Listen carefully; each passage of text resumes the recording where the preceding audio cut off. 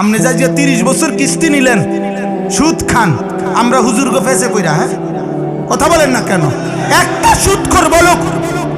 একটা কিস্তিখোর বলুক, বেটা আমরা রিফাস লাগাইছি বেটা, তাইলে আপনি সুদ খান কেন?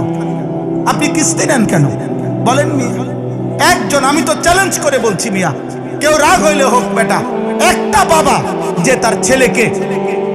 প্রতিষ্ঠিত করতে গিয়ে হয় চাকরি, নয় ব্যবসা, নয় বিদেশ আপনি করতে গিয়ে যারা আপনারা 5 লাখ টাকা 12 লাখ টাকা সুদে নিলেন, কিস্তিতে নিলেন, যে হুজুর 12 লাখ টাকা সুদে কিস্তিতে নিয়া ফোলা বিদেশ পাঠাইছি, বাজারে দোকান নিয়ে দিছি, চাকরি লইয়া দিছি, তাইলে আল্লাহকে সাক্ষী রেখে আজকের এই হাজার মানুষ,